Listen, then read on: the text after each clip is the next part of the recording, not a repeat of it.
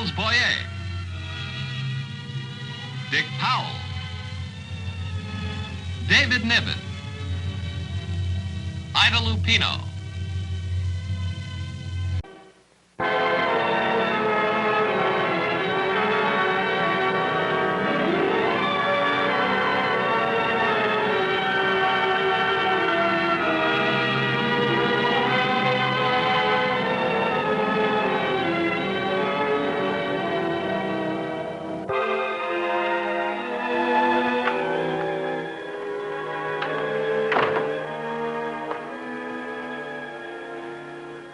Good morning, boy.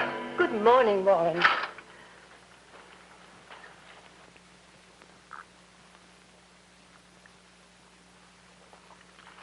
Very refreshing.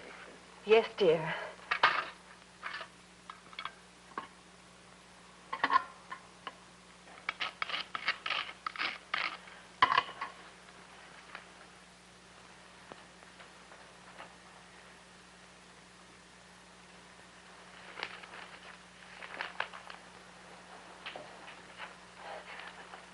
Warren, I must talk to you. Warren. Warren. Mm-hmm. It's Mrs. Woolridge. She called me. Her husband is so upset. About losing his business, I mean. He hasn't eaten a thing in days. And she cried so I couldn't understand what... Well, couldn't you... I don't mean to interfere, Warren, but... After all, you do have so many enterprises. Couldn't you just let poor Mr. Woolridge keep his... I mean, do you have to take... Too much butter, Nora. Oh, I'm sorry. I'll fix another right away.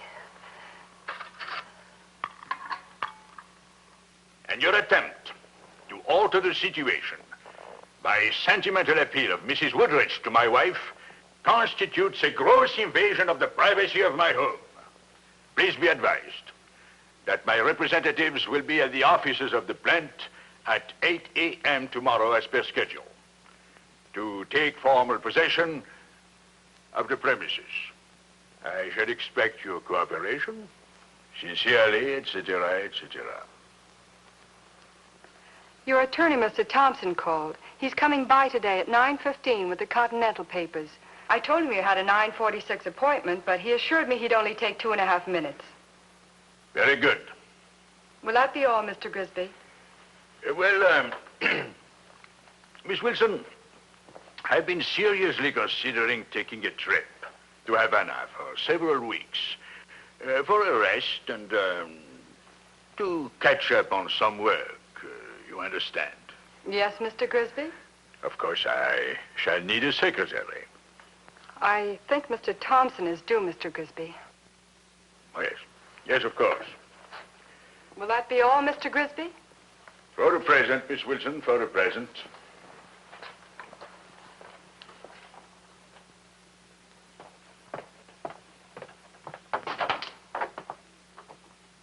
Mr. Thompson is here now, Mr. Grisby. Have him come in, Miss Wilson.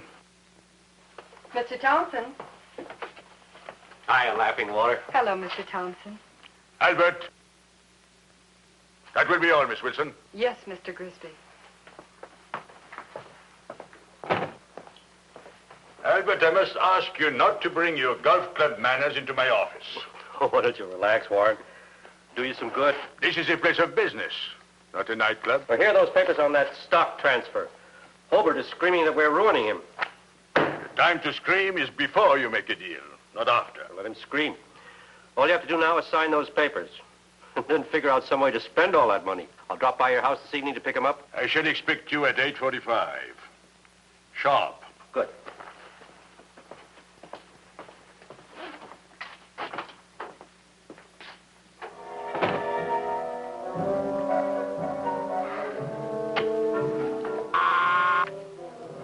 Yes?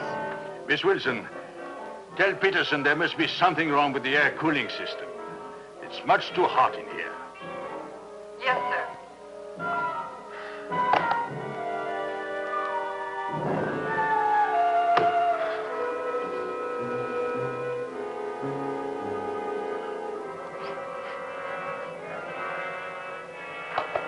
Miss Wilson, there must be something wrong with the ventilation system.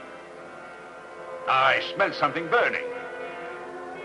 And the heat is intolerable. I'll have Mr. Peterson immediately, Mr. Grisby.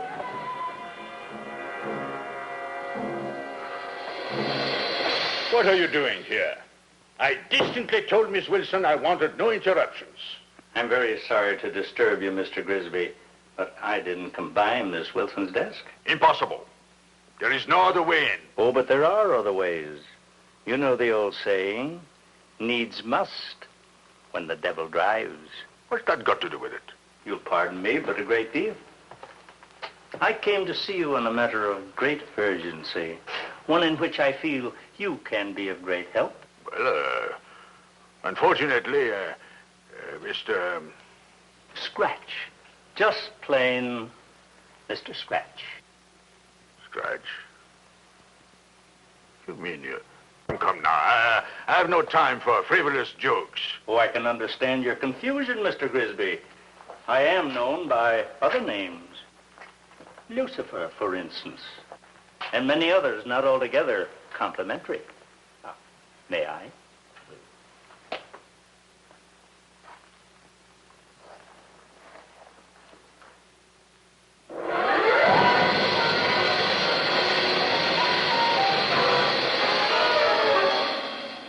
Well, state your business, Scratch, and be brief. I have a business appointment in a few minutes. Your appointment will be 30 minutes late. A slight automobile accident. Oh, no one was hurt, I assure you. I see. Well, Scratch. As you know, I run an important and ancient establishment. I've quite some time now. My offices, though time-honored, are, well, you might say, a little shop-worn, and not quite up to my present load of work. You have no idea, Mr. Grisby, how many of my clients I've just lost track of. Well, that's frightful. That's impermissible. Others are checked in and they disappear into some corner, and I'm never quite sure if they are being processed correctly or at all. You mean that after a lifetime of sin, it is possible that they do not receive their just punishment? Exactly, Mr. Grisby. Oh, I know you are as distressed as I am. Very careless of you, Scratch. Slipshod methods. That's just why I need a man like you, Mr. Grisby. Well, state your proposal, Scratch. Spend 2 months with me. No more, no less. Put my place in order. Ensure the efficiency of my organization. Make certain that no sinner shall escape. In return for your services, I will give you a bona fide and unassailable document attesting to what you have done. Think of the prestige that will give you, Mr. Grisby. How do I know that you'll live up to our agreement? Oh, now you may say what you like of me, but the record will show that I always live up to a contract. Hoping you would approve, I drew up a contract for you to look at. It is very brief and to the point. Look.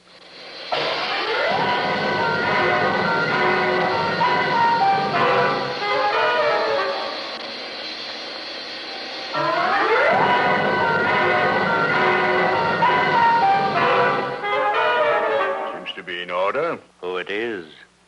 I worded it personally. Well, Mr. Scratch, I must say your proposal interests me greatly. But you'd like to think it over. Is that it? I wouldn't think of pressing you, Mr. Grisby. After all, I have all the time in the world. Yes. Well, where can I, Let us say I will be available whenever you are ready. Now, if you'll excuse me, I have other matters to attend to. Oh, don't get up. I know my way out. Thank you.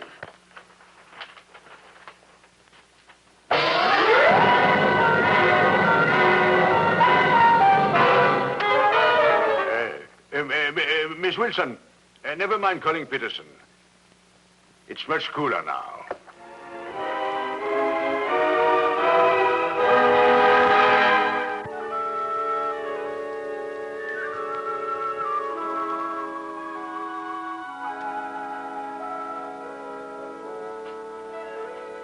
Mr. Scratch? Mr. Grisby, I can't tell you how glad I am that you understood so clearly the importance of my proposal. I shall be restored to point of departure exactly 2 months from effective date, in witness whereof. And now, Mr. Grisby, shall we be on our way? Oh, there's no need to be alarmed.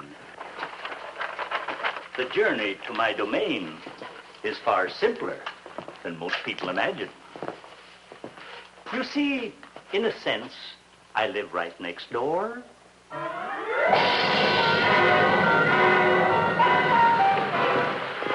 To everybody.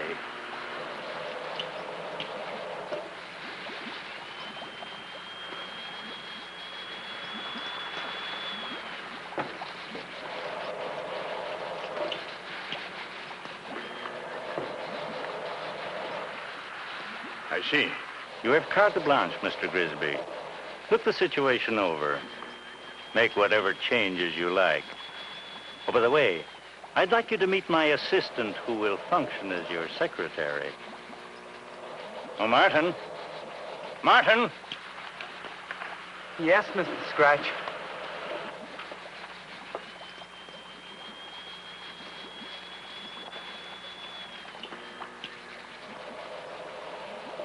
This is Martin, Mr. Grisby. He's been with me a good many years and can answer all your questions.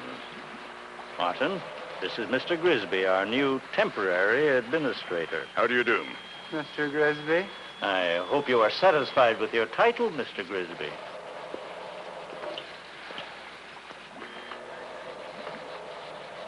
I see what you mean, Scratch. Yes, some changes are certainly in order.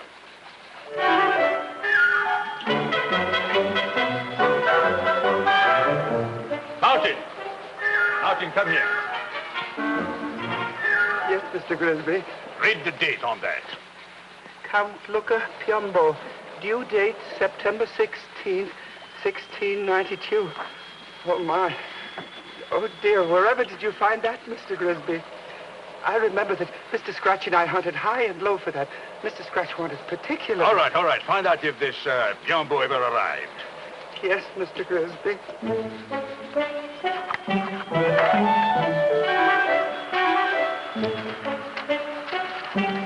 Martin, bring me the active files. Yes, Mr. Grisby.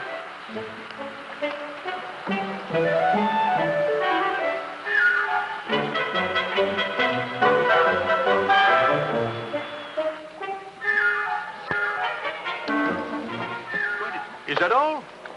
Oh, no, I have 3 more closets full, but I haven't had time to sort them out yet. I do the best I can, Mr. Grisby, but there's so much an inhuman being can do. Well, if can't do it, I know something that will. Yes, Mr. Grisby.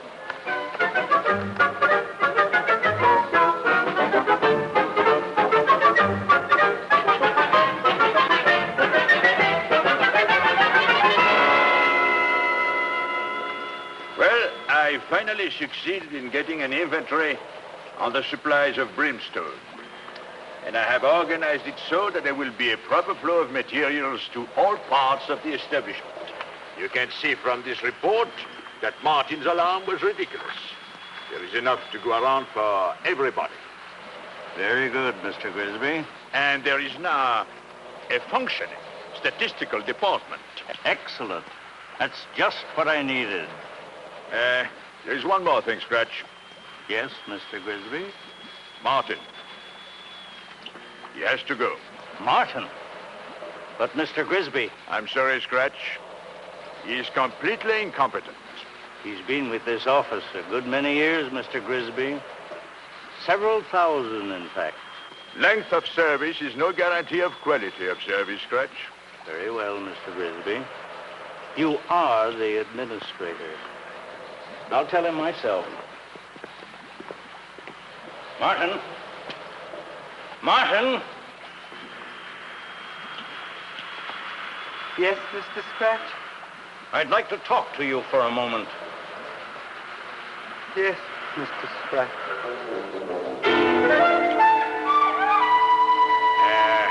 Where was I, my dear? Oh, yes. And because of the inadequate lighting in northwest section number 305A, many of the inmates have been able to retreat into dark corners undetected, and thus evade their labors. This must be corrected.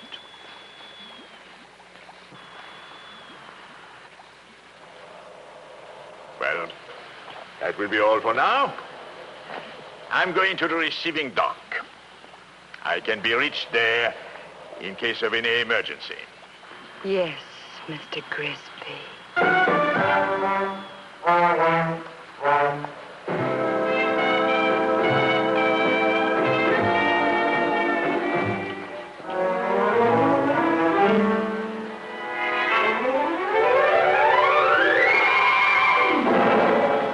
Mr. Grisby, this is your last day. In a few hours, you leave us, much the better for your visit. I shall be eternally grateful for what you have accomplished. I care nothing for your gratitude, Scratch. I count it my duty. Of course. But allow me the pleasure of thanking you. And now, how would you like your document made out, the one attesting to your presence here? According to contract, Scratch. According to our contract. Nothing else. Nothing special? No particular wording? Just a straight, business-like statement, but in unquestionable form, if you understand me. Of course. Well, I think I'll have a last look at things, just to be sure that I'm leaving everything in good shape. Do that, by all means. Oh, and Grisby, be sure to have a look at how nicely Karen is managing things now. See you here in an hour, Scratch.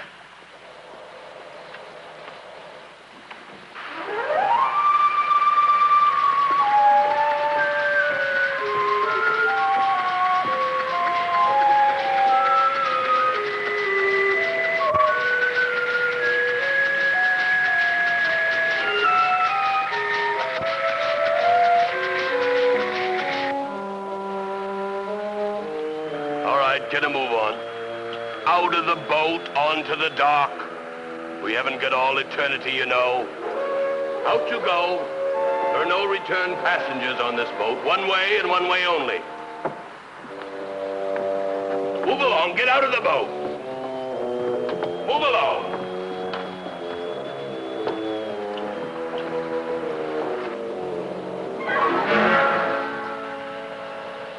Albert, you. Hello, Warren. How did it happen to you? Oh, I'm not really one of... What happened? Why are you here? You know why I'm here, Warren. If anybody knows, you do. Oh, it never occurred to me to look. Why, that's impossible. Well, you're my friend, my associate. Exactly. What do you mean? We should never have pulled that Wharton deal, Warren. And forcing old man Breckenridge into bankruptcy. Well, that was business. I knew it was a raw deal. My sin was that I didn't do anything about it.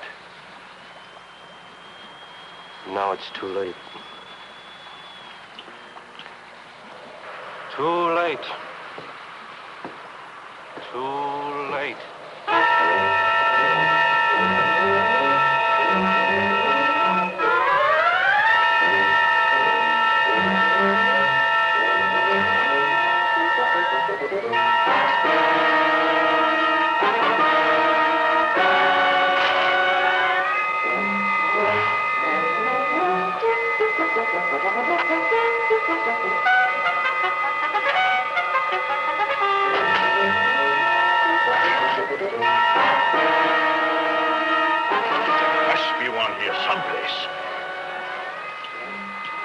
There isn't.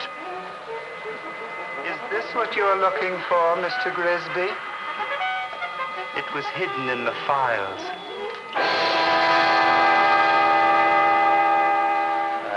just bringing the files up to date, Mr. Grisby, as you instructed me. As I instructed you? That will be all, Martin.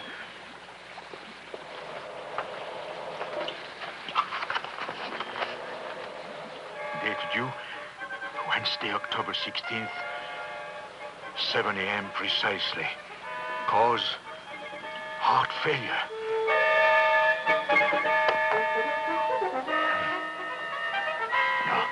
No, it can't be. Wednesday, October 16th. Why, that's tomorrow.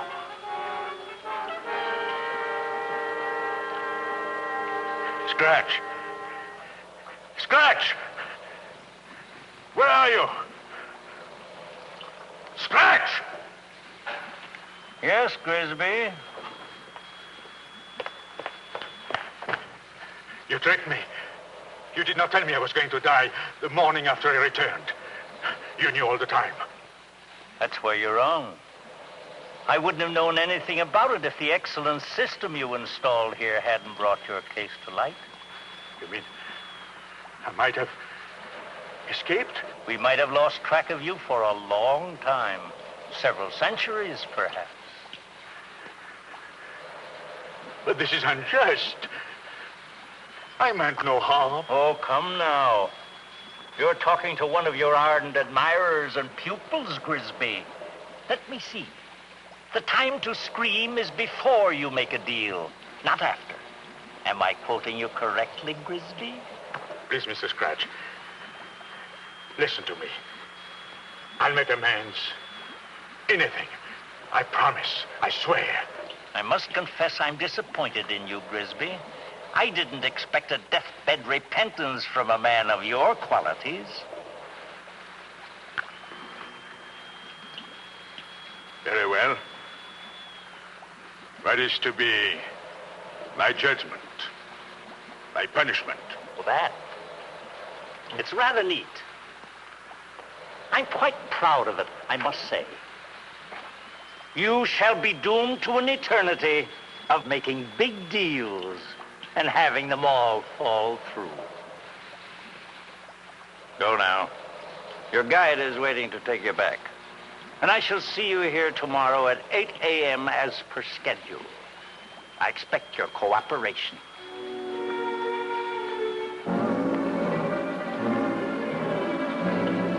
Your glasses, Mr. Grisby.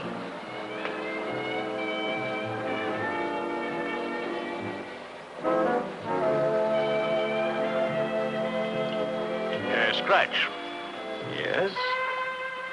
If I am to make big deals, I shall have to have a staff. Naturally.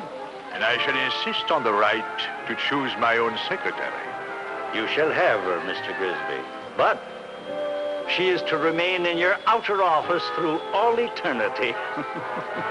You will communicate with her only by telephone. That is to be part of your punishment. Follow me, Mr. Grisby.